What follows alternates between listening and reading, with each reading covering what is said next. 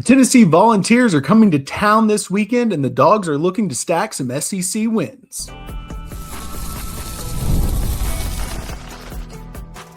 You are Locked On Mississippi State, your daily podcast on the Mississippi State Bulldogs, part of the Locked On Podcast Network, your team every day.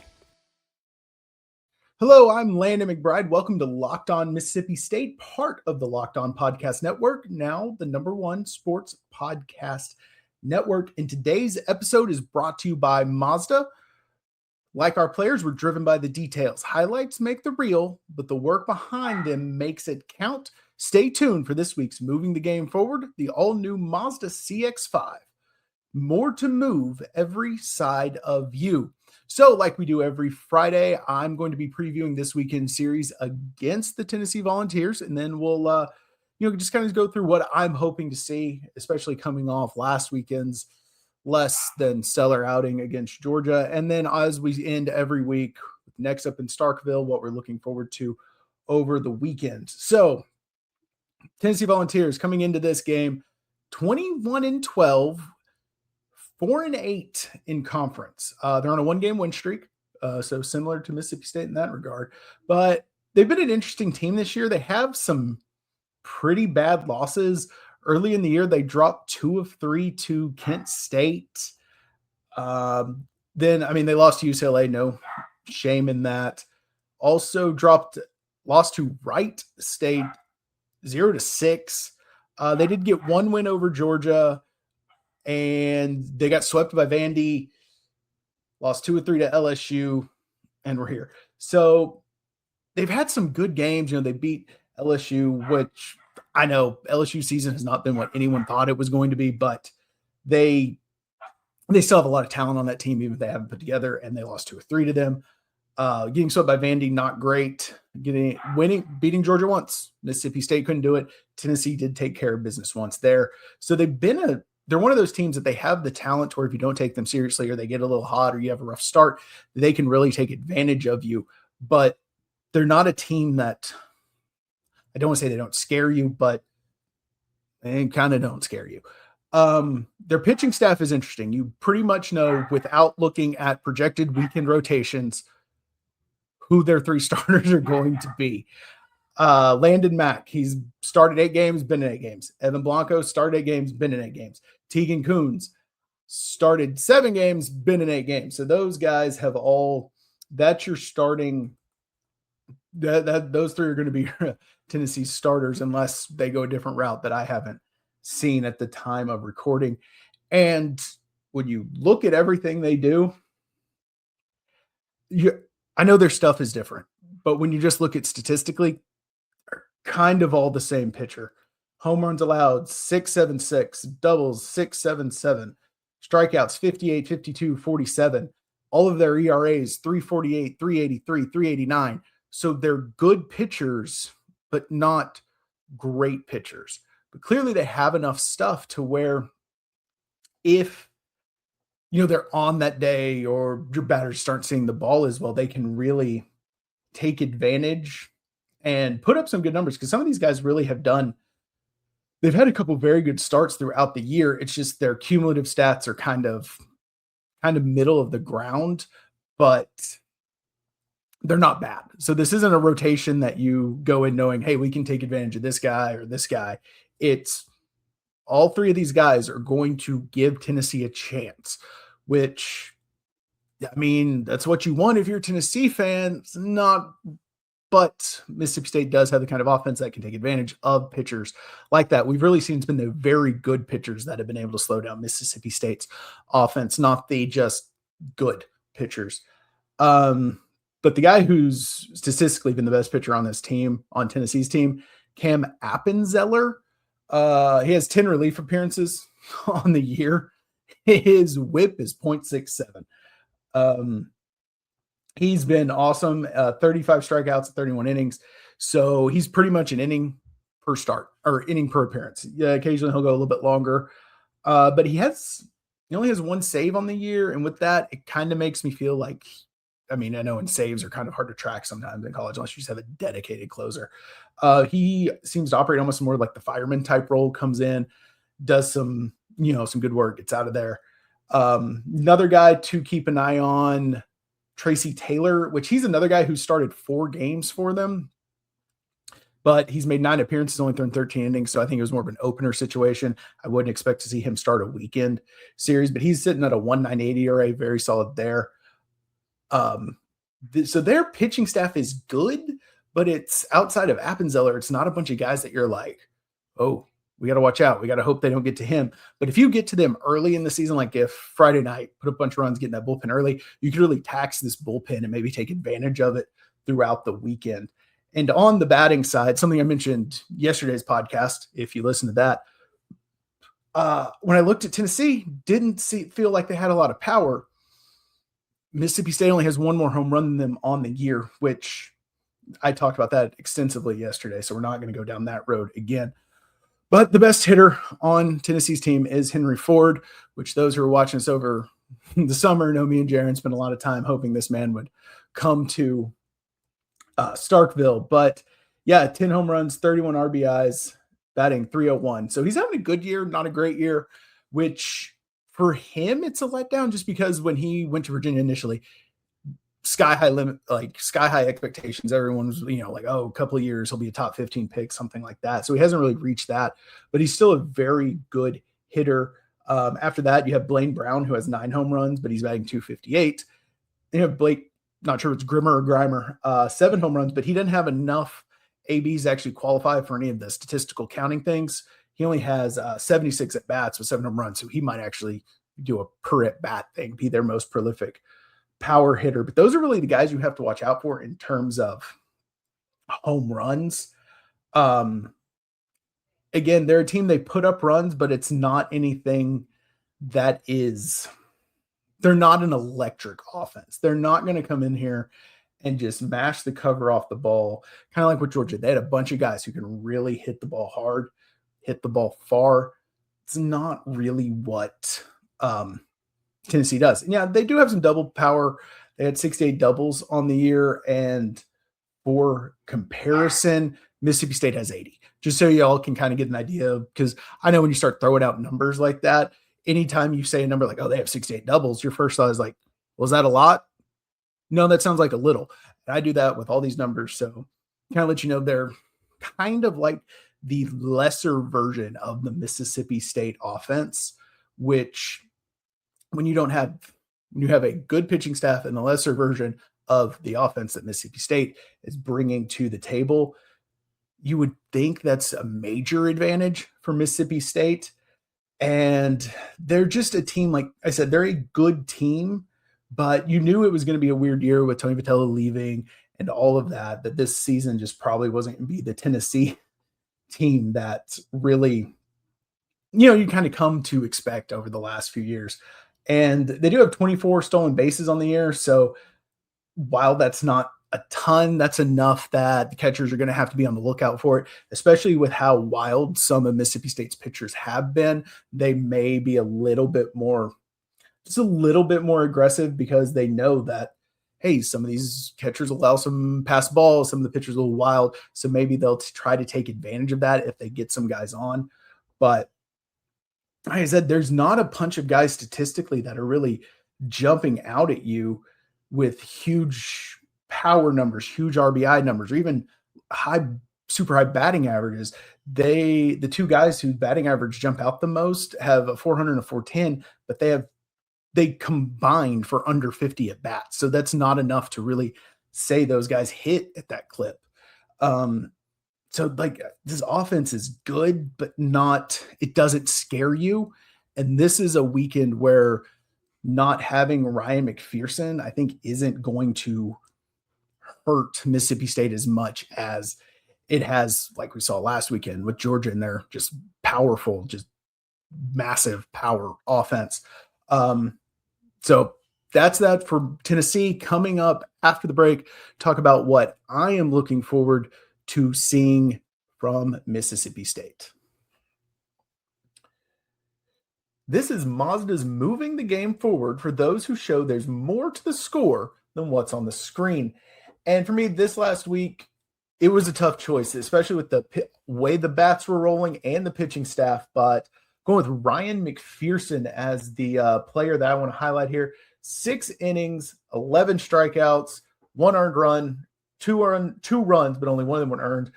I mean, he came in, he set the tone for the series. When you strike out 11 over 6 innings like that, I mean, through 92 pitches this early in the year, he is already pitching like an ace. He looks great.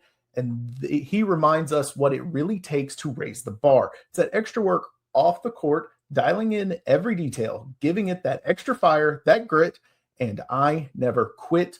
We put the same passion into every model. Highlights make the reel. What it took to get there makes it count. There's more to Mazda because there's more to you.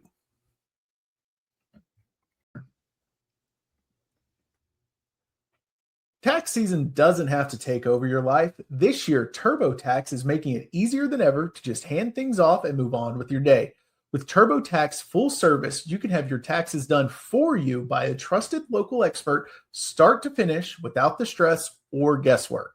And instead of spending hours trying to figure out forms, you can meet with a local TurboTax expert in person or connect online. And they'll handle everything from your W-2s to self-employed forms and work to get you every deduction possible.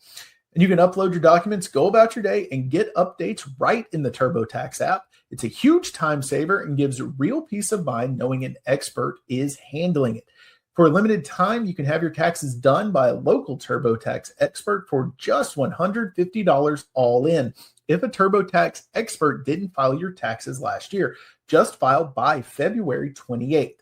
Take taxes off your plate and get back to your life. Visit turbotax.com/local to book your appointment today. Get Locked On Mississippi State ad-free with the Everydayer Club, plus members-only Discord access. I'm hanging out in there. Jaron's hanging out in there. Come talk to us anytime. So join us. The link is in the show notes. So what do I want to see from Mississippi State this weekend? So first off, some news that came out Thursday afternoon. A slight tweak to the weekend rotation. Tomas Valincius is now your Friday starter. Pretty much, I think, all season we've seen him start the Saturday game. So moving him up to Friday. Duke Stone is taking the Saturday start, and Charlie Foster is moving to Sunday. So that's a little bit of a tweak. I don't think it means much, except maybe you expect Tomas to go a little bit deeper. So you're hoping you can save the bullpen for Sunday almost. Like, most likely Tomas will get you about 6-7 innings. Duke will probably get you about 5. And then that way the bullpen is fresh and ready to go. So if you kind of have to piggyback a couple guys, if Charlie Foster just doesn't have it, which we've seen a couple times this year, he has good stuff, but every now and then he just doesn't quite have it that day and walks a few too many guys, things like that. So that's something to watch this weekend. Beyond that, I just want to see this team get back to playing baseball like they can. Last weekend against Georgia wasn't good. And I know earlier in the year, we talked a lot kind of about we didn't use the term, but good losses. When you lost 1 run to Southern Miss, that at the time was a fringe top 10 team. 1 run loss to UCLA at the time, top 10 team. Close losses don't mean anything anymore. But all the Georgia games were close for what that's worth. It was a 1-run loss, 2-run loss, then a 3-run, but it was in extra innings. So you were right there in every game, but it doesn't mean anything anymore to just be in them. Now you have to win those games. Beyond that, I've been calling for it for a while.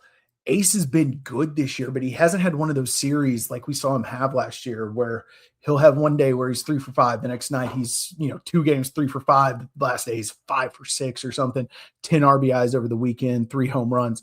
We just haven't seen him put on a display like that.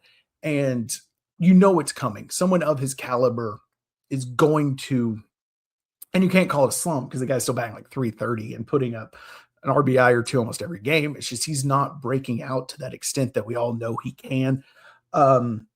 So I think that could happen this weekend. This, like I mentioned when we talk about Tennessee's pitching staff, they don't, outside of 2 relievers, they don't really have guys who are just dominant that you feel can take over a game. So maybe this is the weekend we finally see Ace Reese bust out, have the big weekend, kind of put the team on his back, because that's what superstars do. And you feel like Valincius is going to do that for you Friday night.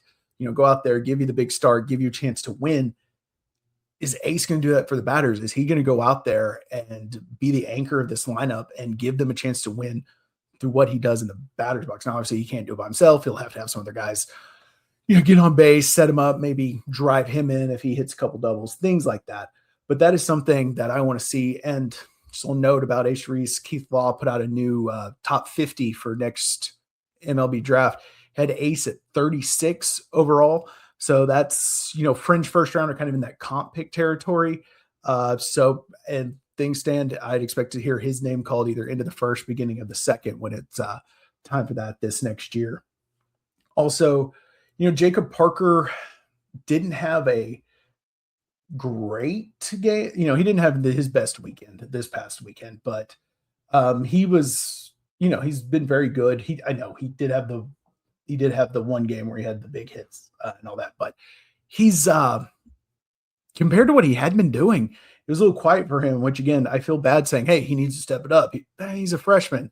But he's been so good so much this year that I would like to see him bounce back. Just, kind of know he's not hitting a wall, because that can happen sometimes just with you're playing more games you did in high school. You're playing a higher level competition more frequently, all of that. So sometimes young players can hit a wall, even guys who are playing at the level and is super talented as Jacob Parker is.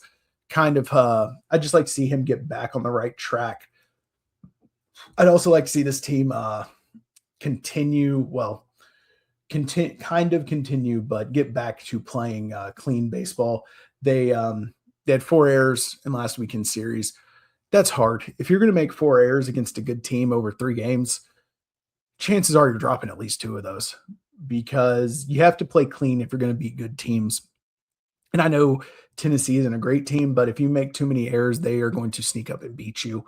Tennessee is a team you should be able to beat at least 2 or 3, if not sweep them. But if you are giving them extra ABs through too many walks, errors, pass balls, drop third strikes, which is an insane problem that this team has, and I don't understand it. Teams that you should beat are going to stick around, and they're going to beat you. So cleaning up the little things is something else I'd like to see. I feel like I'm blanking on his name, the Angels in the outfield coach, we're going back to work on fundamentals in the middle of the season. That's kind of how I feel sometimes this team needs to do, because it's just the weirdest stuff crops up at weird times and either makes the game closer than it needs to be or costs them a game. And so hopefully they play a little bit cleaner. Other notes, Ryan McPherson is not pitching this weekend. No mention he wasn't a starter, but he's not pitching. O'Connor said earlier this week that he doesn't really have a firm timetable, but he thinks it's still a couple weeks out. Again, hopefully it's sooner rather than later, but I would expect, I think my original projection was next weekend against South Carolina, but I mean, you might not see him till the Governor's Cup against Ole Miss at this point. But really, you just got to keep stacking wins, and hopefully he'll be ready for your postseason run. Also be interesting to see if Aiden Teal plays. He fouled the ball off his foot last weekend, and I believe the interview that O'Connor did was Tuesday or Wednesday, and he said at this time Aiden Teal would not be suiting up. So it'd be interesting to see if he does play this weekend, and if he does, if he's limited a little bit either with speed or something like that. But I would like to see him get back in the field, because he was starting to heat up a little bit before he fouled the ball off his foot. So those are the things I am looking forward to, or what I want to see out of this game. And coming up after the break, we're going to make our game predictions and what else I'm looking forward to this weekend. Workplace chaos, deadline stacking up, inbox overflowing, and the one position you had to fill still sitting open. When the pressure's on and you need the right hire, this is a job for Sponsored Jobs. Indeed, Sponsored Jobs helps you reach the people who actually fit what you're looking for: skills, experience, location, so you're not just hoping the right candidate stumbles across your post.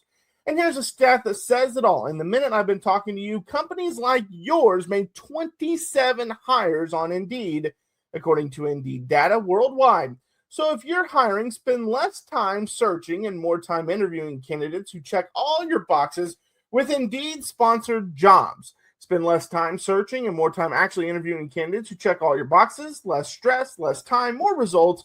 When you need the right person to cut through the chaos, this is a job for Indeed Sponsored Jobs. And listeners of this show will get a $75 sponsored job credit to help get your job the premium status it deserves at Indeed.com/podcast. Just go to Indeed.com/podcast right now and support our show by saying you heard about Indeed on this podcast. Indeed.com/podcast. Terms and conditions apply. Need to hire? This is a job for Indeed sponsored jobs.